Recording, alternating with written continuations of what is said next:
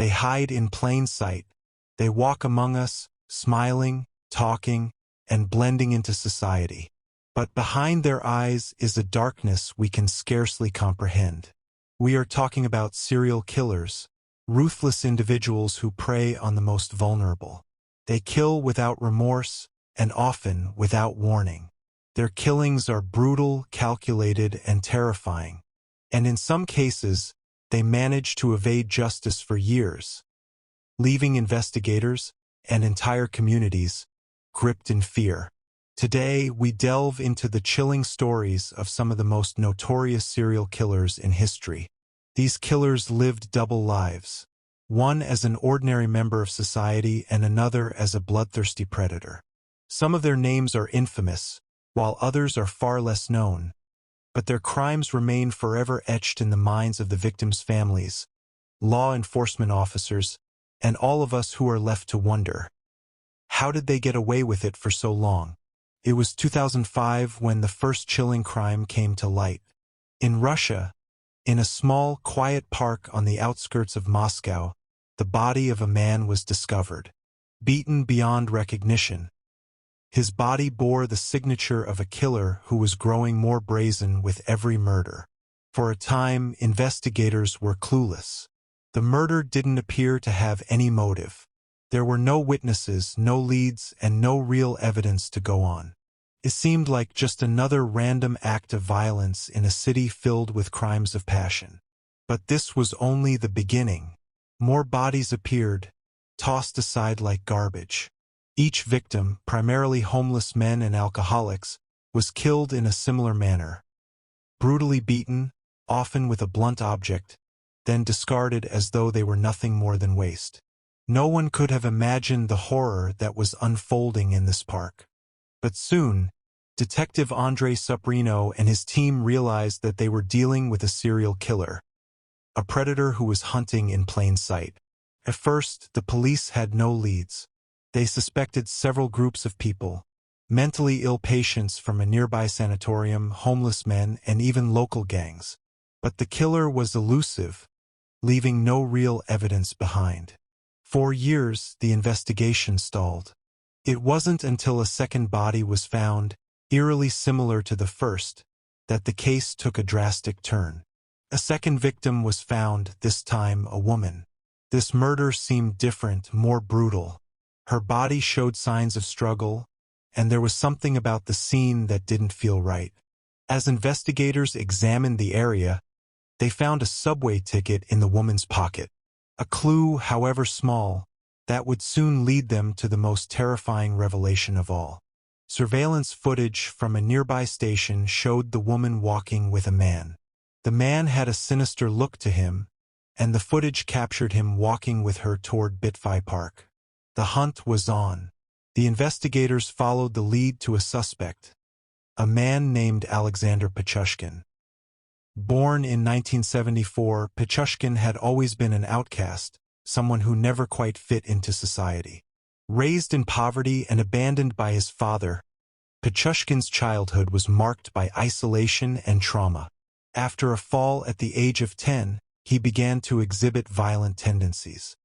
His emotional instability was apparent to those around him, and by the time he reached adulthood, those violent urges began to manifest in the form of murder. Pichushkin's first murder occurred in 1992 when he killed a young woman. But it wasn't until 2005 that he would start his spree in Bitfy Park. He began targeting homeless men and alcoholics, people no one would miss. He invited them to drink with him, lured them into the park, and then struck them with a hammer. His twisted reasoning: to complete a chessboard of 64 squares, one for each victim.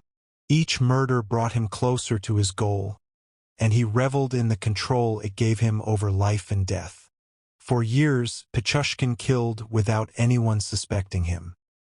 He had his own method for disposing of the bodies, hiding them in sewers or deep within the park, ensuring no one would stumble upon his gruesome trophies.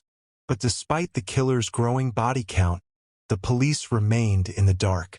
In June 2006, the police got their first break. They spotted a suspicious man, dressed in women's clothing, leaving the park.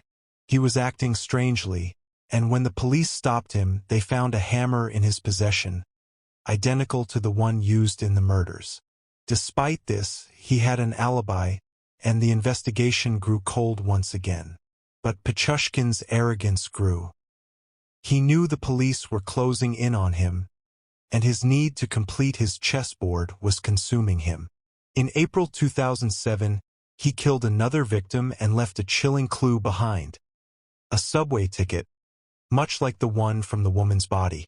The ticket led them to a nearby station where Pichushkin had been seen boarding a train.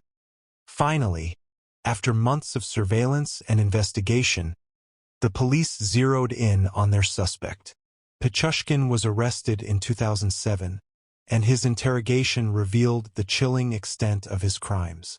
With no remorse, he confessed to murdering at least 48 people, explaining in detail how he had lured each victim into the park, offered them alcohol, and then ended their lives with a hammer.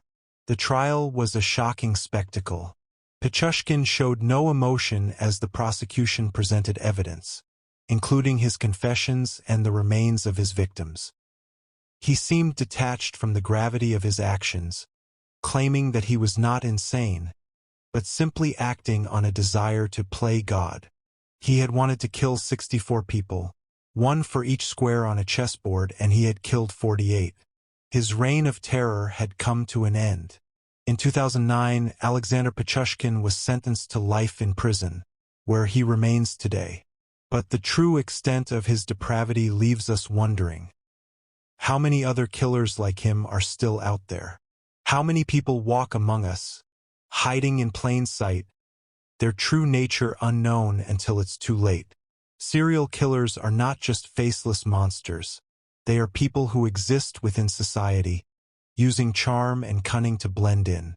Some are caught, but many continue to kill, undetected. The investigation into these cases is often painstaking, frustrating, and filled with false leads. But as we've seen, even the most elusive killers can be found, their reign of terror ending when the pieces of the puzzle finally come together. In the end, the story of Alexander Pichushkin is a reminder of the darkness that exists within the human psyche, and the lengths to which some will go to satisfy their own twisted desires. His story may be over, but the hunt for other killers, who are still out there, continues.